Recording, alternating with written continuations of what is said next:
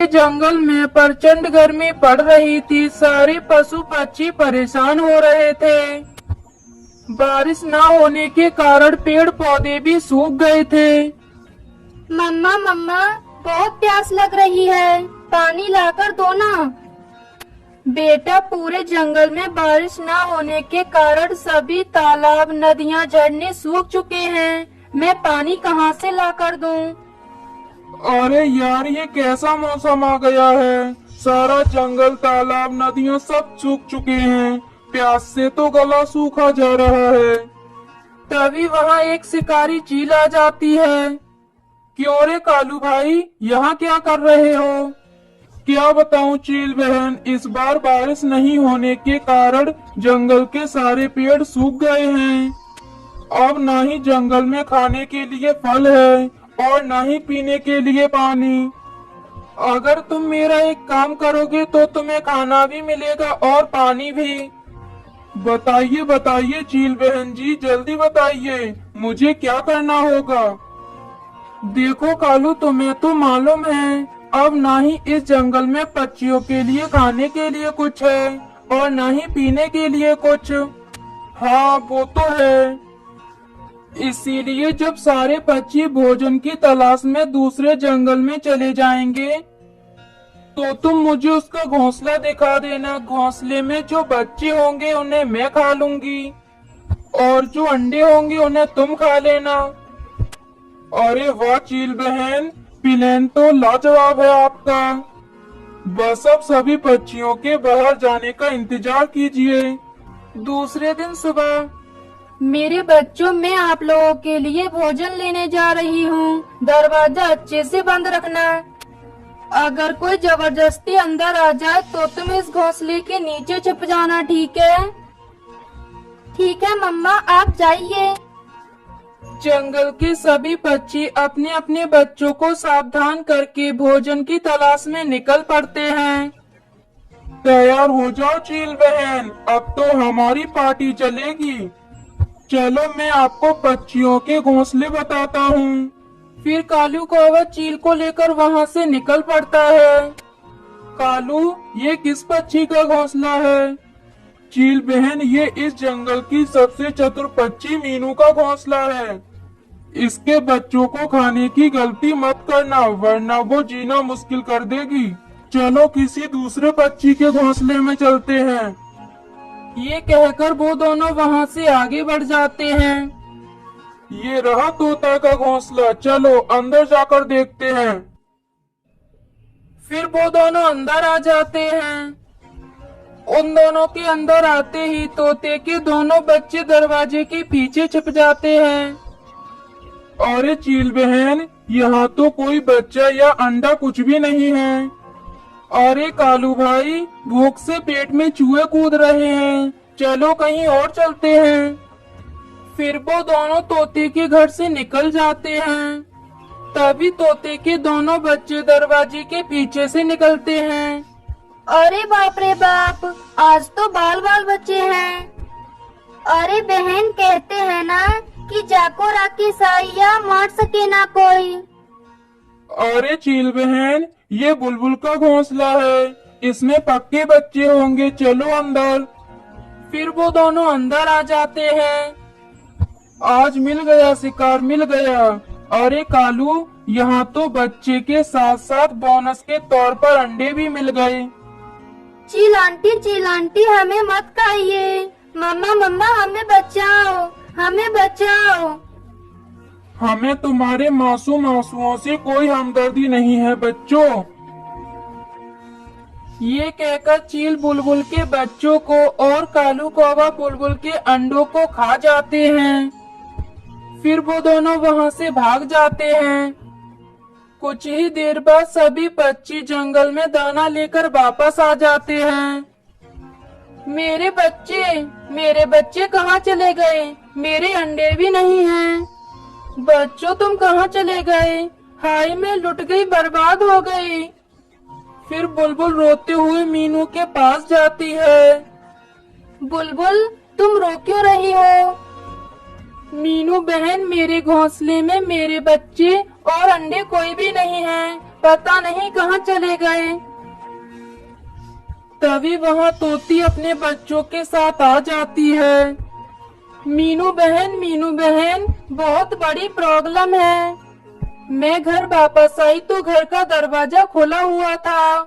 बच्चों, तुम बता सकते हो कि क्या हुआ था? हाँ आंटी, हम लोग आराम से अपने घोंसले में बैठे हुए थे, तभी बाहर से आवाज आई। ये रहा तोते का घोंसला, चलो अंदर चलते हैं। फिर वो दोनों दरवाजे के अंदर आ गए। हम लोग डर से दरवाजे के पीछे छिप गए। वो देखने में कैसे थे ये हमने नहीं देखा। जंगल के सभी पक्षियों को इकट्ठा करो।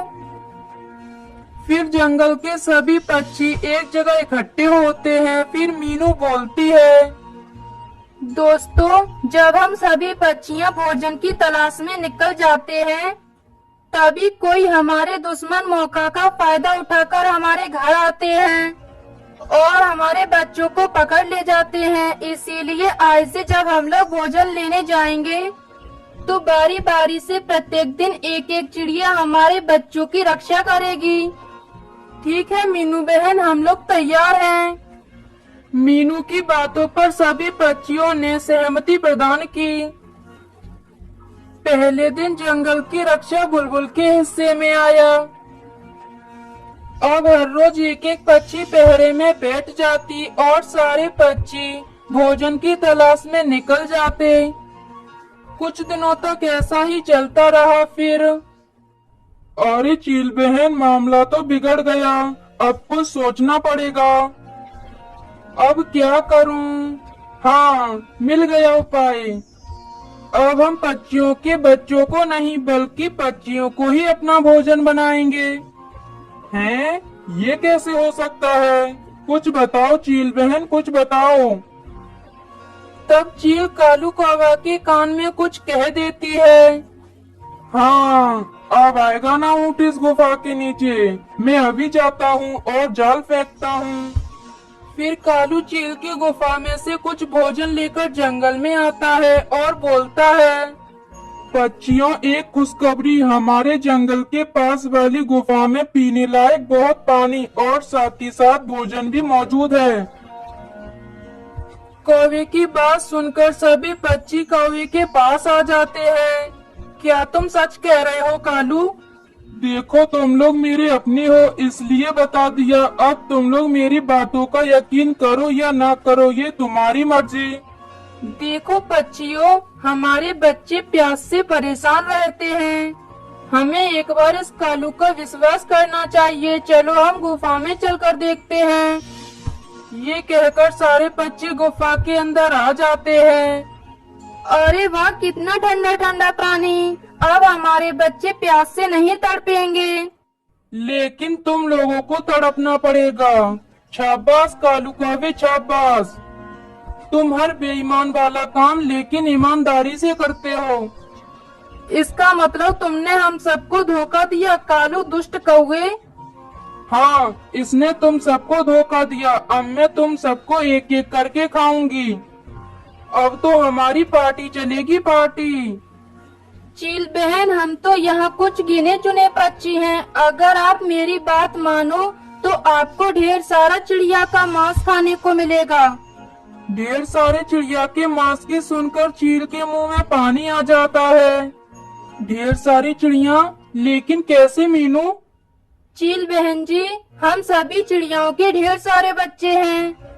अगर आप मेरी बात मानो तो इन सभी पक्षियों को गुफा में बंद रखो और आप हमारे साथ चलो। जंगल में जितने भी पक्षियों के बच्चे हैं सबको पकड़ कर लाएंगे।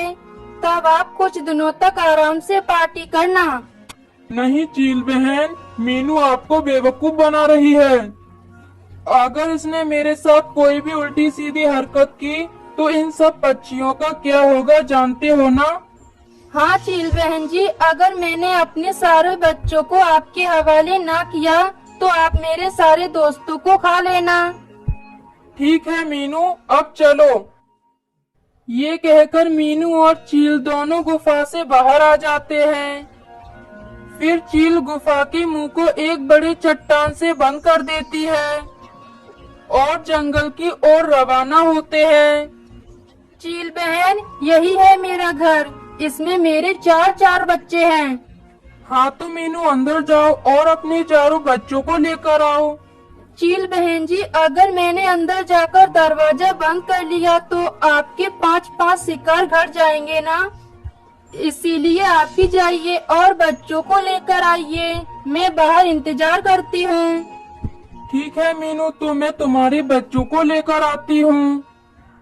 ये कहकर चील मीनू के घर के अंदर चली जाती है। तभी मीनू बाहर से घर का दरवाजा बंद कर देती है। क्या चील बहन जी, क्या आप ही चाल चलना जानती हो क्या? मीनू नाम है मेरा। अच्छे अच्छे को चाल चलने वाले को उनके ही चाल में फंसा देती हूँ। आपको क्या लगा मैं अपने बच्चों को आपके हवाले कर दूंगी? अब बंद रहिए यहीं पर जीवन भर। मैं चलती हूँ, बाय। फिर मीनू वहाँ से गुफा में चली जाती है। मीनू को गुफा में देखकर सभी पक्षी बहुत खुश हो जाते हैं। दोस्तों, अब आपको टेंशन लेने की कोई जरूरत नहीं है। मैंने चील को अपने घर में हमेशा हमेशा के लिए कैद कर दिया। अब हम आजाद हैं, लेकिन कालू कौवे तुम इसी गुफा में बंद रहोगे। फिर सभी पक्षी गुफा से बाहर आ जाते हैं और दुष्ट कालू कौवा को एक बड़े चट्टान से उसी गुफा में बंद कर देते हैं।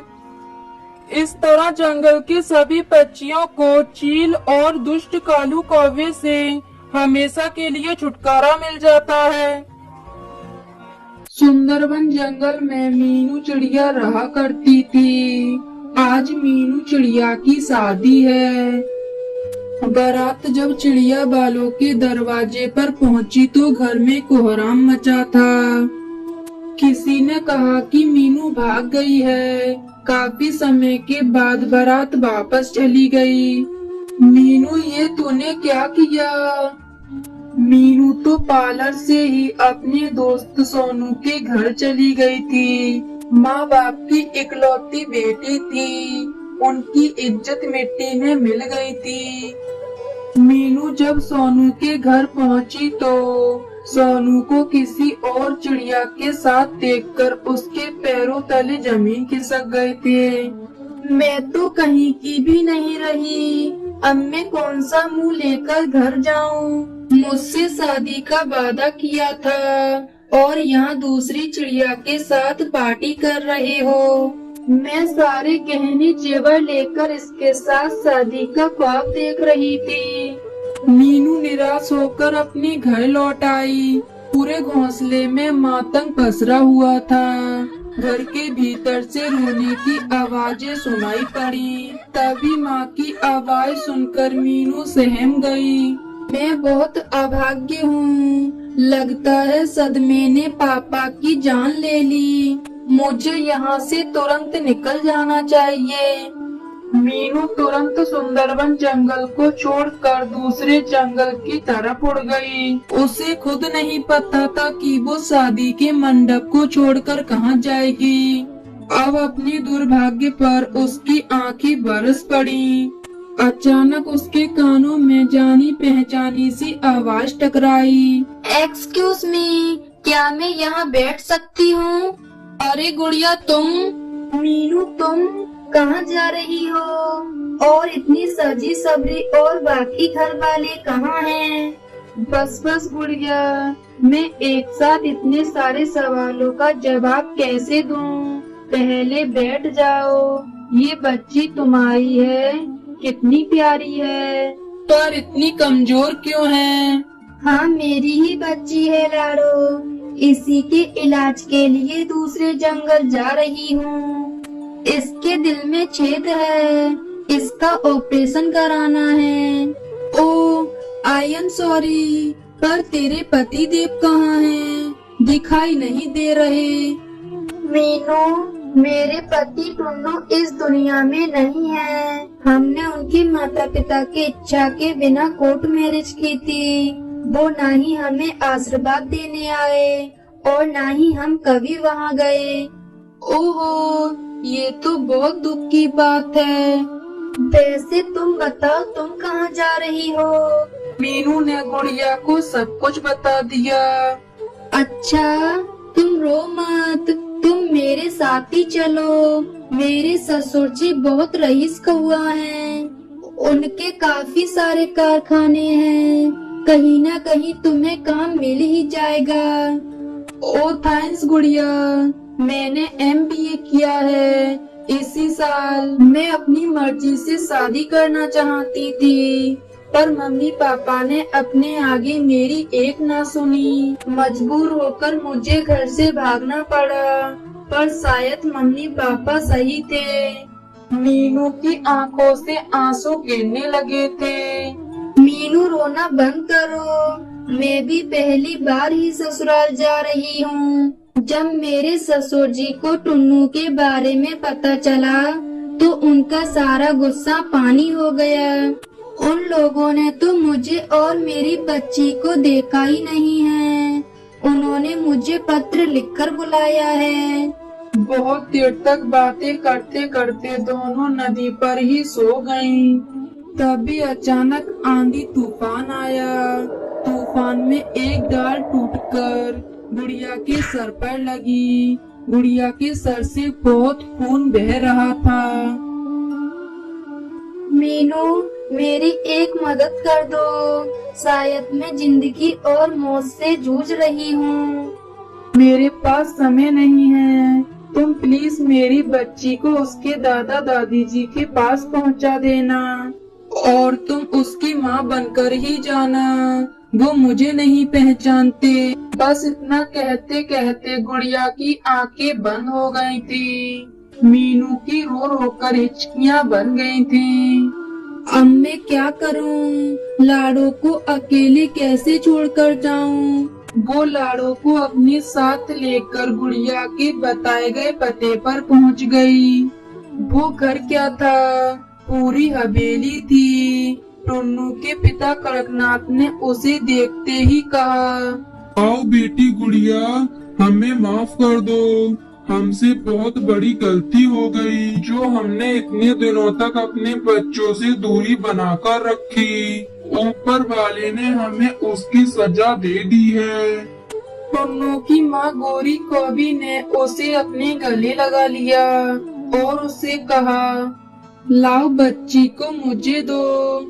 अरे कलावती, टुन्नू के कमरे में भाभी का सामान रख दो और भाभी को कमरा दिखा दो। मीनू उस नए घर में बहुत ही असहज महसूस कर रही थी, पर कठपुतले की तरह वो सबकी हाँ में हाँ मिला रही थी। कमरे में जाकर वो टुन्नू की तस्वीर के सामने फूट फूट कर रोने लगी।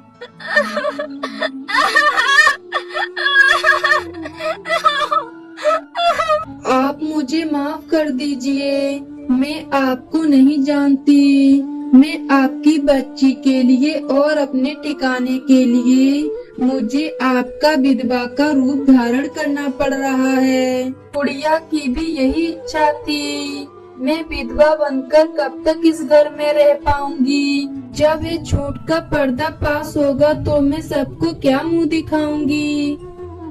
ये सोचते ही उसका कलेजा मुंह को आ गया। तभी दरवाजे पर गौरी कौबी को देखकर उन्हें अंदर आने को कहा। हमने टीवी पर समाचार सुना कि जंगल में बारिश ने तेज तूफान और कहर बरसाया है, तो सारी उम्मीदें खत्म हो गयी। तुम्हें देखकर नया जीवन मिल गया। चलो खाना खाकर आराम कर लो, सुबह डॉक्टर के पास भी जाना है लाडो को दिखाने। जी माँ जी। उसको वहाँ रहते 1 साल होने को आया। अब समय आ गया है कि मैं इन लोगों को सच्चाई बता दूं। कब तक मैं इन लोगों को धोखे में रख सकती हूँ? तो दोस्तों ये थी आज की कहानी। और हाँ दोस्तों, इस कहानी से ये सीख मिलती है कि हमें किसी को धोखा नहीं देना चाहिए। और हाँ दोस्तों, आज का सवाल ये है कि चील को घर में किसने बंद किया था? अगर आपको पता है तो कमेंट बॉक्स में लिखकर जरूर बताएं। और हमारे चैनल पर नए हो तो चैनल को कर दो सब्सक्राइब और हमारी वीडियो को कर दो लाइक। और हाँ दोस्तों, घंटी बजाना ना भूलना ताकि नई वीडियो आपके फोन के स्क्रीन पर हो। मिलती हूँ मैं आपको अगली वीडियो में, तब तक के लिए बाय बाय।